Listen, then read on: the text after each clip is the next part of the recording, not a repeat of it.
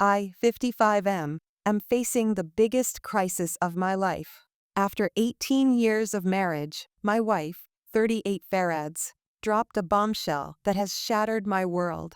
Our 14-year-old son isn't mine. It all started last week when I came home from a long day of lectures at the university, where I work as a professor of American literature.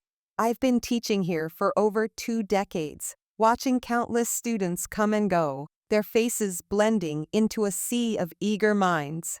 But now, one face stands out painfully clear in my memory. As I walked into our suburban home, the same one we bought when we found out we were expecting, I noticed an unusual silence. My wife was sitting at the kitchen table, looking more serious than I'd ever seen her. She asked me to sit down, and I knew something was terribly wrong. "I need to tell you something," she said, her voice barely above a whisper. "It's about our son. He isn't yours." I felt like I'd been punched in the gut. The room started spinning, and I could barely breathe. "What do you mean?" I managed to choke out. She then confessed that she had been having an affair with one of my former students, 38 for years, including before our son was born. Apparently, this guy was her high school sweetheart, and they had rekindled their relationship when he took one of my classes nearly 2 decades ago. As she spoke, memories flooded back. I remembered that class vividly. It was one of my first as a young professor, eager to make my mark. I even recalled this particular student, always sitting in the front row, engaging in discussions about Hemingway and Fitzgerald. Little did I know he was engaging with my wife behind my back. "I chose you for stability," she said, as if that would somehow make it better. "You were established in your career, and I knew you'd be a good provider. But now that he's become a successful business owner, I want to start a new life with him." I couldn't believe what I was hearing. The woman I had loved and trusted for nearly 2 decades had been living a lie our entire marriage. And our son, the boy I had raised, taught to ride a bike, helped with homework, wasn't mine. At least, not biologically. The next few days were a blur. I moved into the guest room, unable to even look at my wife. I called in sick to work, something I hadn't done in years. I couldn't face my colleagues, knowing that one of them had betrayed me so deeply. As I lay in the unfamiliar bed, I found myself reliving moments from our past. Our first date at a cozy Italian restaurant near campus. The night I proposed, nervous and fumbling with the ring. Our wedding day, where I promised to love and cherish her forever. Had it all been a lie? I thought about the early years of our marriage, how we'd struggled to make ends meet on my assistant professor's salary. My wife had worked as a high school English teacher then, and we'd spend our evenings grading papers side by side. When had that companionship turned into something she wanted to escape from? I remembered how excited we were when we found out she was pregnant. We'd been trying for a while, and it felt like a miracle. I went overboard buying baby books, researching the best cribs and car seats. I even started reading What to Expect When You're Expecting out loud to her belly every night. Now, I wonder if she was silently comparing me to her lover the whole time. The hardest part was facing our son. He knew something was wrong, but we hadn't told him yet. Every time I looked at him, I saw a stranger, but then he'd smile or laugh, and I'd see the boy I've loved for 14 years. It was agonizing. I remembered the day he was born, how I'd held him in my arms, marveling at his tiny fingers and toes. I thought about teaching him to read, spending hours poring over picture books. The pride I felt when he won the school spelling bee. The comfort I offered when he didn't make the baseball team. How could all of that mean nothing? There was the time he had a terrible flu when he was 7. I stayed up all night, holding him as he shivered and cried. I read him stories until my voice was hoarse. Anything to distract him from the fever. Was that not what a father would do? After a week of living in this limbo, I knew I had to take action. I contacted a divorce lawyer and started the proceedings. That's when things got even messier. My wife, realizing that she was about to lose her comfortable lifestyle, suddenly changed her tune. She claimed that she wanted to work things out, that she had made a mistake. But I knew it was too late. The trust was irrevocably broken. Then she dropped another bombshell. She wanted full custody of our son. She claimed that since she was his biological mother and had been a stay-at-home mom for most of his life, she was the better parent. She even had the audacity to demand alimony and a significant portion of my assets.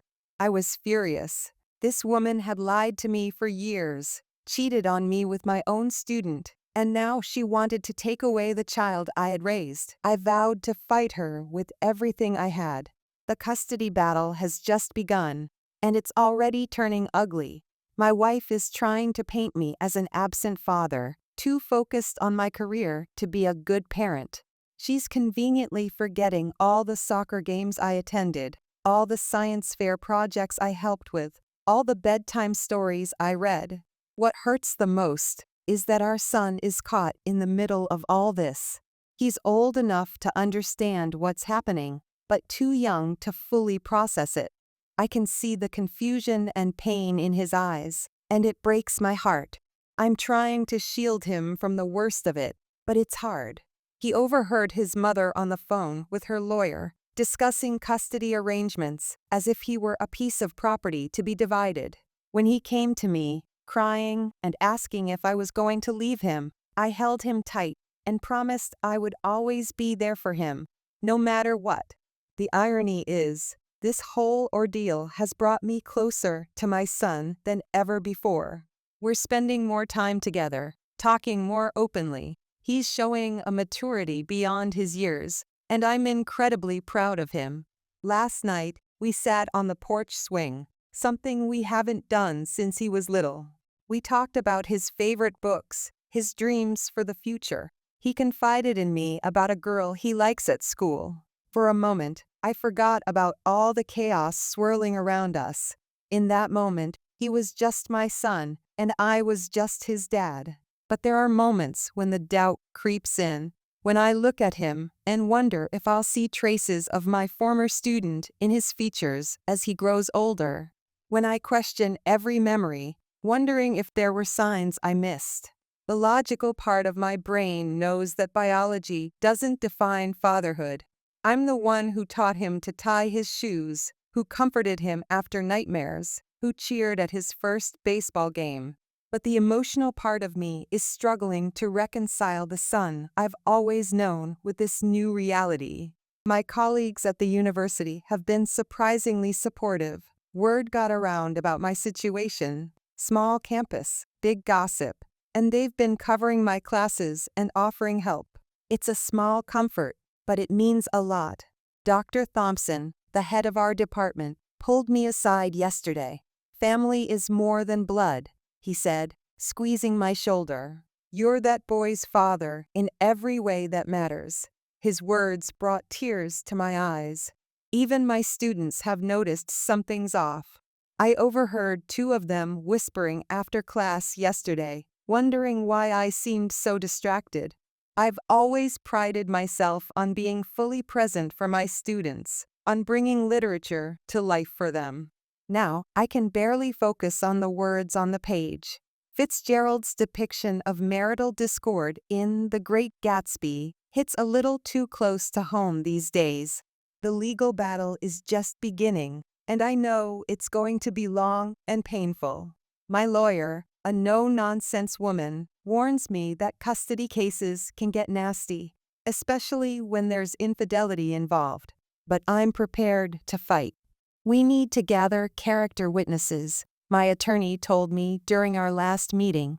"People who can testify to your relationship with your son, your involvement in his life." Start making a list. As I sit at my desk, trying to compile this list, I'm overwhelmed by the memories. My son's kindergarten teacher, who always commented on how involved I was. The coach of his little league team. Our neighbors, who've seen me out playing catch with him countless times. Each name I write down feels like an affirmation. I am his father, regardless of DNA. The financial aspects of the divorce are another nightmare. My wife's demand for alimony seems particularly galling given the circumstances. My attorney assures me we have a strong case to contest it, but it's still another battle to fight. She chose to be a stay-at-home mom, I argued during one of our meetings. I supported that decision. How is it fair that I now have to keep supporting her after what she's done? My attorney sighed. Unfortunately, the court doesn't always see it that way. We'll do our best to minimize any payments, but you need to be prepared for the possibility. She then walked me through the likely process. We'll start with mediation, trying to reach an agreement outside of court. If that fails, we'll move to litigation. There will be depositions, where both sides will be questioned under oath. Financial records will be scrutinized. Our personal lives will be laid bare for strangers to judge. It's going to be rough, she warned me, but remember, we're fighting for your son.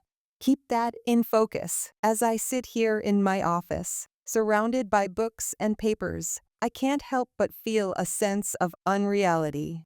How did I, a respected professor with a seemingly perfect family, end up here? How did I not see the signs? Was I too wrapped up in my work, in my research, to notice my wife slipping away? I think back to the last paper I published, an analysis of the theme of deception in The Great Gatsby. I remember being so proud of it, staying up late to perfect every sentence. Now, the irony of it makes me want to laugh and cry at the same time. While I was writing about fictional betrayals, a real one was unfolding in my own home. My friends have been rallying around me. My best friend since grad school flew in from Chicago when he heard the news. He's been a rock, listening to me rant and rave, offering practical advice when I need it. You're not alone in this, he keeps reminding me. We've got your back. My sister called from California, offering to come stay with us for a while. I'll help with your son, she said, and I'll give that cheating wife of yours a piece of my mind. I had to talk her down from booking a flight right then and there. But then I look at the photos on my desk, my son's first day of school, the two of us at a baseball game, a family vacation at the beach, and I know that none of that matters. What matters is the love I have for my son and the bond we've built over 14 years. No DNA test can erase that. Tomorrow, we have our first mediation session. My wife and I will sit across from each other with lawyers at our sides and try to hash out the details of our separation. It feels surreal, like something out of a movie, but it's my life now, and I have to face it head on. I'm terrified of losing my son. The thought of only seeing him on weekends, of missing out on the everyday moments of his life, is almost unbearable. But I'm trying to stay strong for him. He needs stability now more than ever. This morning, as I was making breakfast, my son came into the kitchen. He stood there for a moment, hesitant, before asking, "Dad, no matter what happens with you and Mom, can we still have our Sunday movie nights?" I felt my throat tighten with emotion.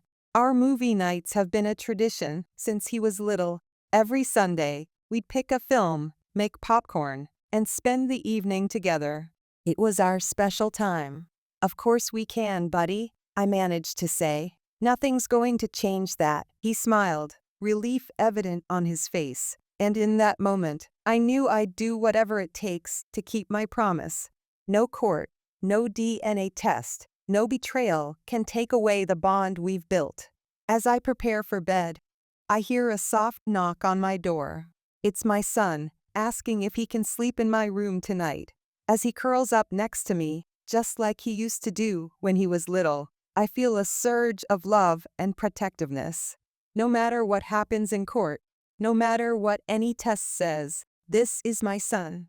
And I'll do whatever it takes to protect him and keep him in my life. The road ahead is uncertain, and I know there will be more challenges to face. But for now, I take comfort in the sound of my son's steady breathing beside me.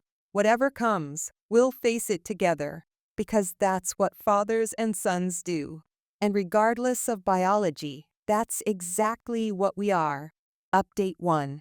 It's been 2 weeks since my last post, and the situation has become even more complicated.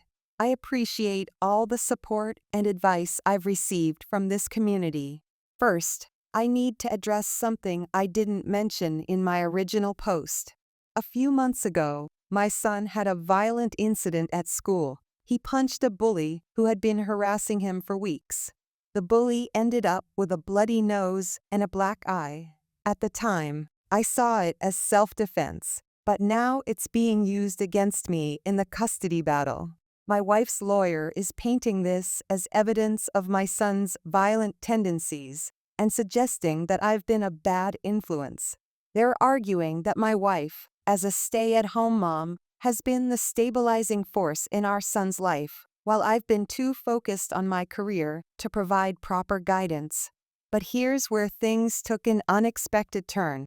Yesterday, we had our first court hearing, and my son asked to speak to the judge.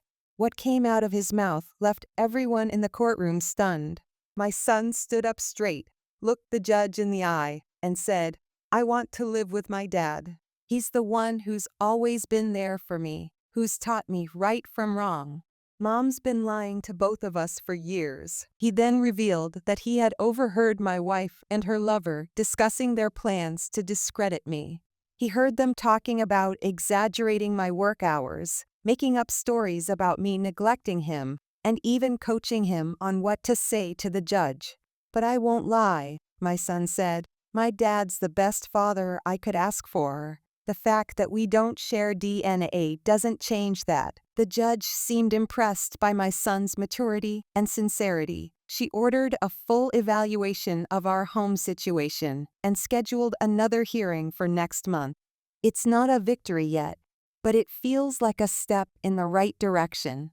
However, things took a dark turn after we left the courthouse. My wife was furious. She grabbed our son's arm and started shaking him, demanding to know why he would betray her like that.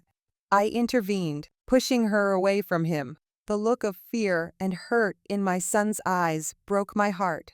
My lawyer caught the whole thing on video, and we're planning to use it as evidence of my wife's unstable behavior. But I'm more concerned about the emotional impact on my son. He's been through so much already, and now he's caught in the middle of this ugly battle. Last night, my son came to my room, clearly shaken by the day's events. We talked for hours about everything that's been happening. He admitted he's been struggling with feelings of guilt and confusion. On one hand, he's angry at his mother for lying to us. On the other, he still loves her and feels bad for choosing sides. I tried my best to reassure him that he doesn't have to choose, that it's okay to love both of us. But I also made it clear that I would fight with everything I have to keep him in my life. This whole ordeal has made me realize how resilient and wise my son is. Despite the turmoil around him, he's shown incredible strength and maturity. It's reinforced my belief that our bond goes far beyond biology. As for my wife, I'm seeing a side of her I never knew existed. The loving, nurturing mother I thought I knew has been replaced by someone willing to manipulate and emotionally abuse our son to get what she wants. It's like I'm living in some twisted alternate reality. My lawyer says my wife's behavior in front of the courthouse could be a game changer. We're pushing for a psychological evaluation, arguing that her erratic behavior raises concerns about her fitness as a parent. I'm trying to stay focused on what's best for my son, but I'd be lying if I said I wasn't angry. The woman I loved and trusted for 18 years has not only betrayed me, but is now willing to hurt our son to spite me. For now, we're in a holding pattern until the next hearing. My son is staying with me most of the time, by his own choice. We're trying to maintain some sense of normalcy, helping with homework, watching movies, talking about his day at school. but there's an undercurrent of tension that we can't quite shake. I'm scared about what the future holds, but I'm also more determined than ever to fight for my son. Biology be damned. I'm his father in every way that matters, and I won't let anyone take that away from us. Thank you all for listening. Your support means more than you know. I'll update again after the next hearing. Wish us luck. Update 2. 5 days after my last update, an unexpected development has left me reeling. Last night, a brown envelope was left on my doorstep containing DNA test results that show I am, in fact, my son's biological father. These results are from the same lab that previously declared I wasn't the father. Needless to say, I'm shocked and confused. I immediately called my lawyer, who cautioned me against getting my hopes up. We need to verify the authenticity of these results, she said. And if they're real, we need to figure out how this mistake happened. I couldn't sleep, my mind racing with questions.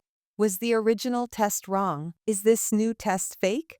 If it's real, what does it mean for everything that's happened since my wife's confession? This morning, I went to the lab to request a copy of the original test results. The technician looked uncomfortable and said there had been a mix-up with my records. They asked for a day or two to sort it out. My lawyer thinks we should petition the court for an official, court-supervised DNA test. If there's been any tampering or fraud, we need to get to the bottom of it, she said. If these new results are accurate, it means my wife has been lying about more than just her affair. She deliberately tried to make me believe our son wasn't mine. But why? What could she possibly gain from that? And what about her lover, my former student? Was he in on this deception, or was he also deceived by my wife? The hardest part is not being able to talk to my son about this. He's already been through so much, and I don't want to put him through more emotional turmoil until we know for sure what's going on. Last night, we were watching a movie together, and he fell asleep with his head on my shoulder. Looking at him, peaceful and unaware of this latest twist, I felt a surge of protectiveness. No matter what any test says, this is my son. I've raised him, loved him, been there for every important moment of his life. Nothing can change that. But if it turns out that he is biologically mine, I'll admit, there's a part of me that feels a profound sense of relief and joy at the possibility. Not because it would make me love him more, that's impossible, but because it would mean that the life we've built together, the memories we've shared, they were all real, not built on a lie. She has advised me to keep this information to myself for now, at least until we can verify the results and understand what's really going on. It's killing me not to confront my wife, not to demand answers. Every time I see her, I want to shake her and ask her what game she's playing. For now, I'm focusing on being there for my son. He's still shaken up from the courthouse incident, and I can see he's struggling with conflicting feelings about his mother. I'm doing my best to provide stability and reassurance, all while feeling like I'm standing on quicksand myself. I keep thinking about the moment in court when my son stood up for me, when he said that DNA doesn't matter. I was so proud of him, so touched by his loyalty. Now I wonder, how will he react if he finds out that I am his biological father after all? Will he be relieved? Confused? Angry at his mother for the deception? There's a part of me that's terrified. This is all some elaborate trick. Maybe my wife or her lover planted these new results to mess with my head. Maybe I'm grasping at straws, wanting so badly for it to be true that I'm setting myself up for another heartbreak. But another part of me, growing stronger by the hour, believes that this might be real, that some mix-up or deliberate deception led to the false results before, and now the truth is finally coming to light. I'm trying to prepare myself for either outcome. If it turns out I'm not his biological father, nothing changes. I'll keep fighting for custody, keep being the dad I've always been. And if I am, well, We'll cross that bridge when we come to it. For now, I'm in a holding pattern, waiting for her to file the paperwork for a new, court-supervised DNA test, waiting for the lab to sort out their mix-up, waiting to see if my wife will let something slip, give me any clue as to what's really going on. I'll update again when I know more. Thank you all for your continued support. It means more than you know, especially now when I feel like I'm lost in a fog of uncertainty. Wish us luck. Whatever the truth is, I have a feeling we're going to need it. Update 3. It's been 24 hours since my last post, and the truth has finally come to light. This morning, I went to the lab with my lawyer, and what we discovered was shocking. The lab director confessed to falsifying the original test results. My wife and her lover had bribed him months ago to alter the results. They had figured out which lab the court typically uses and set their plan in motion. "I'm so sorry," the director said. "I know what I did was wrong. I've been eaten up by guilt ever since." He explained that my wife had promised him a partnership in her lover's business once they got the settlement money from our divorce. That's why he agreed to fake the results 3 times. I felt sick. The emotional roller coaster I've been on for months, all based on an elaborate lie. My attorney immediately started discussing our legal options. The lab director's confession is a game changer, proving I'm my son's biological father and exposing my wife's attempt to commit fraud. "We have enough here to secure your full custody rights," my attorney said, "and potentially press criminal charges against your wife and her lover." We decided on a plan. My attorney would prepare the legal documents while I confronted my wife, giving her a chance to come clean and accept my terms.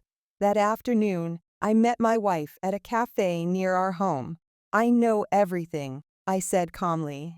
"About the bribe, the falsified test results, all of it." The color drained from her face. "How did you find out?"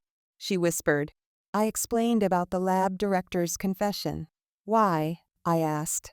"Why go to such lengths to make me believe our son wasn't mine?" She took a deep breath.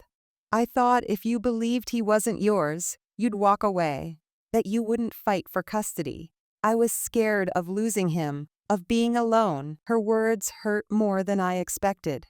The idea that she thought I could ever abandon our son, regardless of biology, was perhaps the most painful part of all this.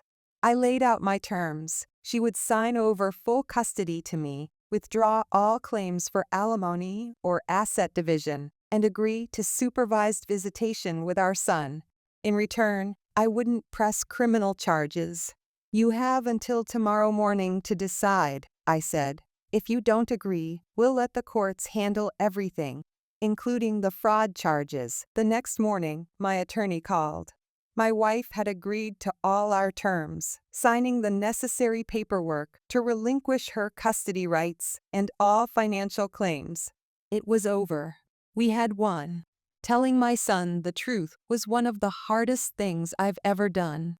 We sat down in our living room, and I gently explained everything: the original lie, the recent discovery, and what it meant for our future. At first, he was quiet, processing the information. Then, to my surprise, he hugged me tightly. "I told you DNA doesn't matter," he said. "You're my dad, no matter what. But I'm glad you're my biological dad too." We spent hours talking, crying, and even laughing a little. He had questions, of course, many of which I couldn't answer. But mostly, he seemed relieved that the uncertainty was over, that our little family unit would remain intact. My ex-wife has moved out and in with her lover. Our son has expressed a desire not to see her for a while, which the court has agreed to. We'll revisit the visitation arrangement when he feels ready. The road ahead won't be easy. We have a lot of healing to do, a lot of trust to rebuild. But for the first time in months, I feel hopeful about our future. To everyone who's followed our story and offered support, thank you. Your kind words and advice have been a lifeline during this tumultuous time. For those of you going through similar struggles, hang in there. The truth has a way of coming out, even when it seems impossible. Fight for what matters, and don't let anyone make you doubt your worth as a parent.